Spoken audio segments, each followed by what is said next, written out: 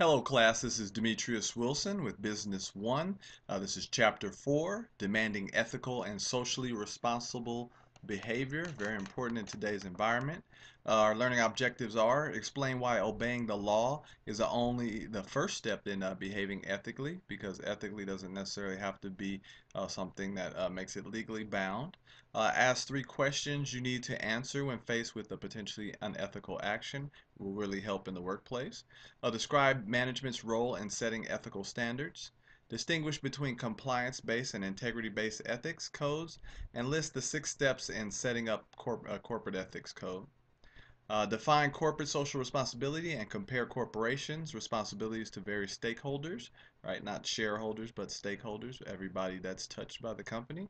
And analyze the role of U.S. businesses in influencing ethical behavior and social responsibility in global markets. Maybe not the best example as of late, but we can all strive to do our best. So as always, I want you guys to check out Name That Company. It's always good to know what companies they're talking about dealing with in the business landscape and business environment. Before we move past this page, and it says ethics is more than legality. Or to just check out, just feel free to do a YouTube search on WorldCom, Tyco, any of these different companies, and see what comes up in terms of the type of press that the company has received, mostly due to unethical behavior. Now, a company I used to work for, actually all they dealt with was Fannie Mae projects, and over here it says a mortgage giant Fannie Mae paid the SEC $400 million to settle charges of misstating financial statements. The SEC filed a civil suit in 2011, charging 3 former top executives with securities fraud for misleading investors about the volume of higher risk mortgage loans it held during the financial crisis. So things like that not being you know, forthcoming in terms of their finances, and it becomes a very very slippery slope. One of the videos, I haven't selected the supplemental videos yet, but I'll look for one on Bernie Madoff and his world famous Ponzi scheme. But I still want, regardless if there's a video up with that or not, I want you to read the story, go over that, learn about that. Should you be very wealthy or become very wealthy, there are people out there that want to attempt to steal your wealth, and if you don't know some of these different schemes that they have, it's very easy to fall for it. Just think about the people, or the players who play for the Miami Heat. You would never think that they probably have found sound financial advisors that would give them good advice about what to invest in, and they got conned by a con man in terms of some investments. Now they found the guy and charged him and everything like that, but it doesn't always work like that. So definitely for your quizzes, for your tests, one of the things you have to know and understand is ethics, standards of moral behavior. That is behavior accepted by society as right versus wrong. Like what's truly right, what's truly wrong. Funny story. When I was a kid, me and my brother were walking home, and we were coming home from church, and it said, oh, it doesn't say anything that is wrong, and there's no law or anything written that says you can't throw a rock at a car, right? Well, it's a certain, facsimile of the law that says, obviously you can't, so somebody or, mess with somebody else's property. It doesn't specifically state that. Now, will you get in trouble for it? Yeah, you'll get charged for everything. Is it ethically correct? No, it's definitely not ethically correct. Is it ethically correct to pick up somebody's money when they drop it and keep it? No, definitely it's not. But it's nothing that's says you're going to get charged due to that. So it's a difference between what's ethical and what's legally binding. But we should strive to be ethical individuals. So. Nice little cartoon right here. It says plagiarizing from the internet is one of the most common forms of cheating in colleges today. Have you ever been tempted to plagiarize a paper or project? What are the possible consequences of copying someone else's material? Well, you can fail a class, you get kicked out of school, all kind of different things, but people just don't see it that way. Hey, I did my job, I did my due diligence, I searched the internet, I found something, or I found someone who sells tests. Let me go ahead and use this for class. But definitely don't ever fall for that trap. So a funny little cartoon, it says, I don't know what plagiarizing is, so I'm going to take the easy way out and just copy something off the internet, right? So this guy right there, he has no no clue because times have obviously changed. I want you to read this very interesting story, turning ex-convicts into entrepreneurs. So it's great when you see, stories about, huge companies that are doing so well financially. To me, it's even better to see companies that, are doing well and also, giving back to the community and doing something that can really touch the lives of others. So I want you to read that story as well. So here's some questions. It helps to ask yourself if you are faced with the ethical dilemma. It will really help you out if you want to write these out, if you want to keep them, post them on your desk, whatever you do, or just keep them right here in your mind. It says, is my proposed action legal? Am I violating any law or company policy? Right? So if you so it says whether you're thinking about having a drink and driving home, gathering marketing intelligence, designing a product, hiring or firing employees, getting rid of industrial waste, right? Any of those things, right? Just think about it. Is it legal? And is it violating my company's policy, right? Those are the first two steps that you kind of want to think about in this context, right? As human beings, you want to think about, is this right or wrong? Um, is it balanced, right? Am I acting fairly? Would I want to be treated this way, right? So think about, would you want to be treated the way that you're about to treat others? Will I win everything at the expense of another, right? Are there win-lose situations? So you can have, there are different types of situations. You have a win-win, I'm good, you're good, everything's good. You have a win-lose, I'm good, you're not too good because you lost, right? That's a win-lose situation. You have a lose-lose. I'm not good and neither are you. We've both lost all in terms of the situation. And number three, how will it make me feel about myself? Would I feel proud if my family learned of my decision, my friends? Could I discuss the proposed situation or action with my supervisor, the company's clients?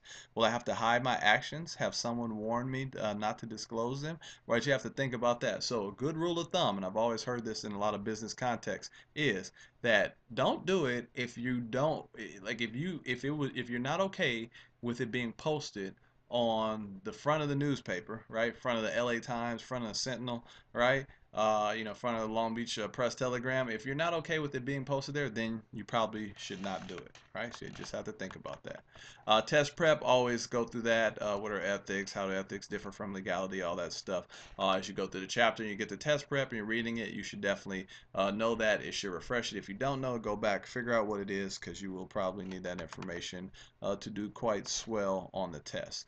I do want you to take this ethical orientation questionnaire, right? So it's not like a graded test or anything, but I want you to do it because these are things that will help you later on in business and in life. Um, so just go through, you answer the questions, and then you score yourself using this key down here, and you read about what the score actually means and everything, right? So those things are always good to learn stuff about ourselves. When we learn things about ourselves, maybe if they're bad, then we can improve them. I have a long laundry list of things that I don't do so swell that I like to improve upon. But I'm going to be honest with myself about the fact that I do need to work on those.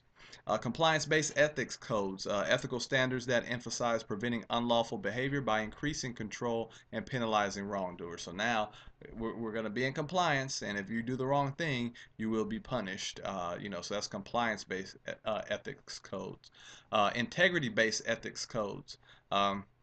Ethical standards that define the organization's guiding values, create an environment that supports ethically sound behavior, right? So you want to create the right type of environment and stress a shared accountability among employees, right? So we want to share this responsibility. We're all each other's keeper. Let's do what's right for the company, for our consumers, for our families. So here's an overview of Johnson and Johnson's Code of Ethics, right? So I want you guys to read through that. And it's written in 1943, right? So check that out. You may want to look up one like Costco has a good one. You can even look it up online. But I want you to read through that and kind of get an idea of what people are shooting for when they create that. So these are strategies for ethics management. So features of compliance-based ethics code, and these are features of integrity-based ethics code. So for compliance, ideal, conform to outside standards, laws, and regulations. Objective is to avoid criminal misconduct. The leaders are going to be the lawyers, or legal counsel, and the methods, education, reduced employee discretion, controls, and penalties. Features of integrity-based ethics code. So ideal, conform to outside standards, right, and chosen internal standards. Objective is enable responsible employee conduct. Leaders, managers with aid of lawyers and others. And methods, education, leadership, accountability, decisions, decision processes, controls, and penalties, right? So here are the 6 steps many believe can improve U.S. business ethics. So number one, top management must adopt and unconditionally support an explicit corporate code of conduct, right? This is the way we all need to be, period. Number two, employees must understand that expectations for ethical behavior begin at the top and that senior management expects all employees to act accordingly, right? I don't expect just the managers and the directors to act right. I expect you as employees and associates to act right as well. Number three, managers and others must be trained to consider the ethical implications of all business decisions, right? Doesn't mean that, because we're going to make a whole bunch of money that we don't have to worry about how ethically based it is. And if it's not making a lot of money, then, oh, you know what, let's do what's ethically right. An ethics office must be set up with which employees can communicate anonymously. So this is a term that will be on your, quizzes and everything. Whistleblowers, insiders who report illegal or unethical behavior, and people don't sometimes because they do not want to be singled out, pointed out, and then discriminated against and retaliated against because of what they do. So, for instance, the Internal Revenue Service awarded 104 million to Bradley Birkenfield, a banker turned whistleblower who gave the agency the information it needed to uncover a massive tax evasion scheme pulled off by Swiss bank UBS, Switzerland's largest bank. It helped thousands of American clients dodge taxes. Birkenfield also received 31 months in prison for his role in the scheme. Think about that. But what motivates whistleblowers? So 31 months in prison, $104 million. Yeah, I think he'll be okay. Number five, outsiders such as suppliers, subcontractors, distributors, and customers must be told about the ethics program, right? So now, if you're the people that you do business with are told about the ethics program and know that you're held in this light, then they're likely not to collaborate with you in terms of unethical business decisions. Number six, the ethics code must be enforced with timely action if any rules are broken. That is the most forceful way to communicate to all employees that the code is serious, right? So, if you say, hey, if people keep coming in late, I'm going to fire somebody, and then nobody believes you or whatever, and then one day they come in on Friday and you fired like 3 people because they came in late, then you know what? They're going to, straighten up and fly right. More test prep action. Go ahead and read those couple of questions and find out the answers to those and ensure that you have learned those most appropriately. Definitely one that you need to know, corporate social responsibility. Businesses concern for the welfare of society, right? So not just concerned about their pocketbook and how much money they make as a company and how high their stock is going, but we have some legitimate concern for society. So then we have corporate philanthropy.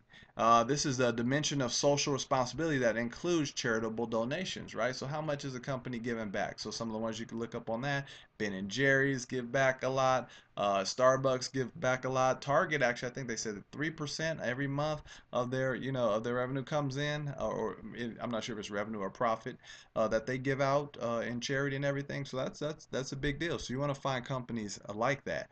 They give out, they give back, and then they also do quite well in the marketplace. So down here it says more than 1,300 Florida Light and Power Company employees volunteer in their communities during the company's Power to Care Week. Here, FOP volunteers work to beautify a school in Riviera Beach through painting, cleanups, landscaping, and rebuilding a volleyball court. Do companies have responsibilities to the communities in which they operate beyond obeying the law? So yes, of course they do. But you know what? Even if they're not doing it for the right reasons, although they should still be doing it either way, uh, if they don't do it for the right reasons, it's still okay because they're getting it done.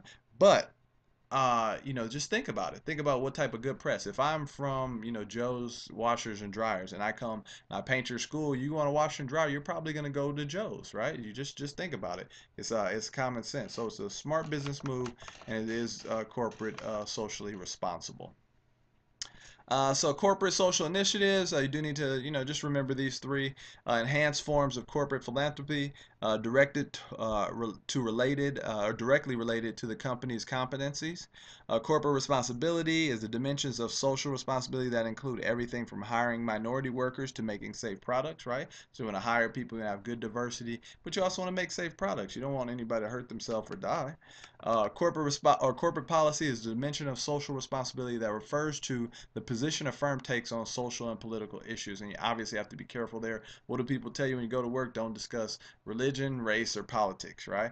But people sometimes they want to talk to you, they want to bait you in, they want to have this conversation, a heated battle about one of the three or all three. Insider trading. When I say insider trading, a big picture of Martha Stewart should pop up in your head because that's the biggest profile insider trading case that you've seen and that we've seen. Now, although that she came out bigger and better than ever, didn't really matter to her. Still did go to prison. It's an unethical activity in which insiders use private company information to further their own fortunes or those of their family and friends. So you may say, hey, well, that's not a big deal. So I'm the accountant, and I tell you, you're Mr. or Mrs. Popular, famous actor or actress, and I tell you that, hey, this is what happened. The stock's gonna fall, and you say, oh man, the stock's gonna fall. I'm gonna lose a lot of money. Let me go ahead and sell this stock, give it to somebody else, and let them go ahead and foot the bill for that happening. Can you do that? Absolutely not. It is insider trading. If you see here on a billionaire hedge fund manager Steve Cohen, head of SAC Capital Advisors, agreed to settle an insider trading investigation against the firm by paying a record $1.8 billion fine. Like you've got $1.8 billion to pay out. Six former SAC employees pled guilty to a securities fraud. A seventh was found guilty in December 2013 of 5 counts of security fraud and conspiracy. The trial and eighth as of an eighth is going on. So far, Cowan has somehow managed to avoid jail himself, right?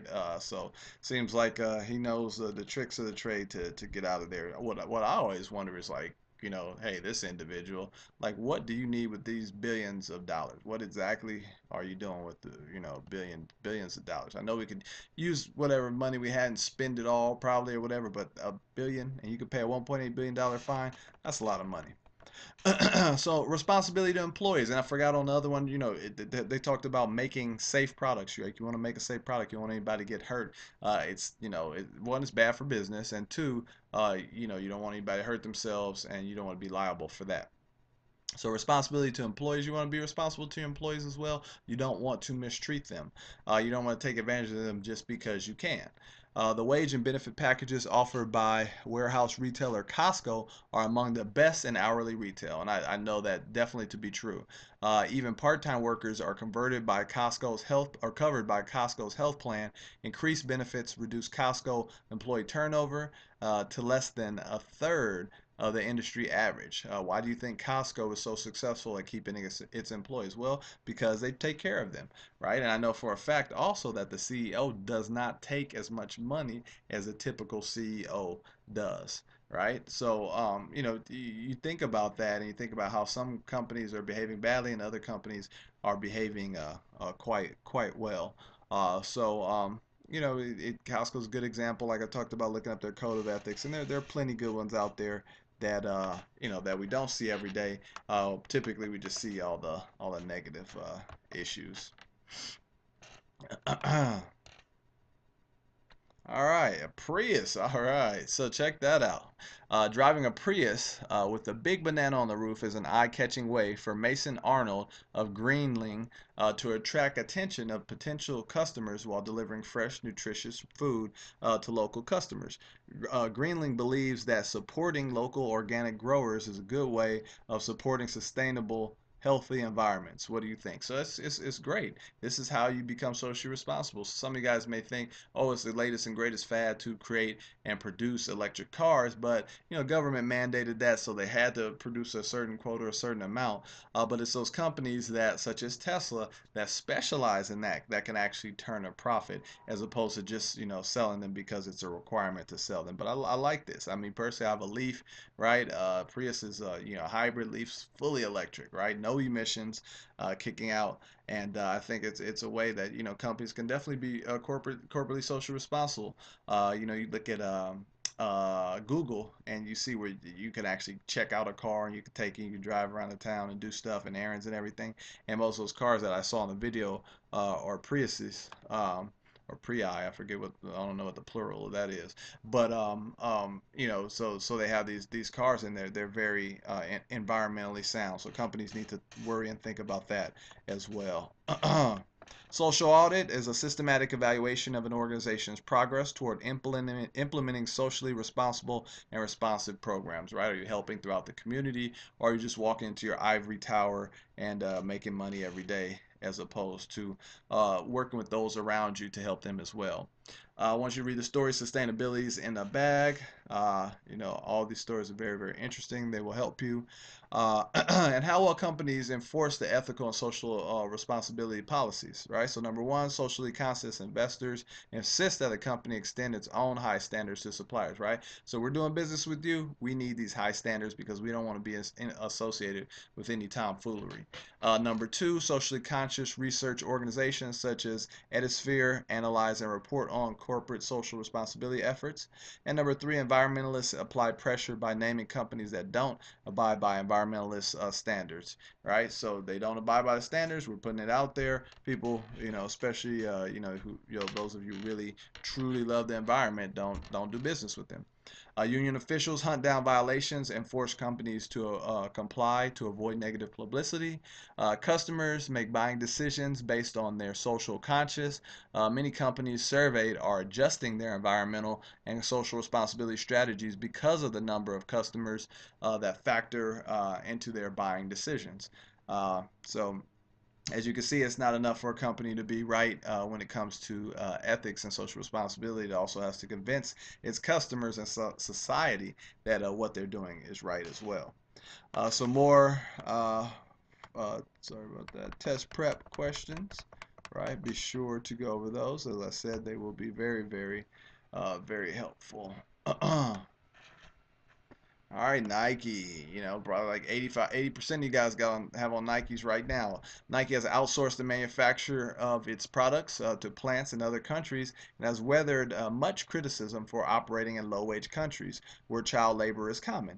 The company has taken many corrective measures, including working with other companies and advocacy groups on a set of common labor standards and factory guidelines. Can a successful firm overcome past ethical errors? Yeah, definitely they can. Is it likely? Yeah, maybe not. But they definitely can. They can erase that. They can sit down and have a schedule and say this is the way that we're going to do things. Going by a different standard. You want to check that out. They're definitely a different setup there. But I want you to read that article as well. All right, so more test prep, right? So always either 2 or 3 questions for you to learn, more about. You can ask your colleagues, you can ask your classmates, you can ask your parents, you can, if you have nobody, look in the mirror or ask your pet something. Even if they don't respond, by you saying something, it resonates in your brain, and you shall learn it. So go through the summary, all of the other supplemental items here on, that we have in chapter 4. Make sure that you complete your assignments. Always look at the announcements, which is on the right side, to ensure that you have everything for the week. So that's it for chapter 4. Moving right along. Everyone have a great day and a great week.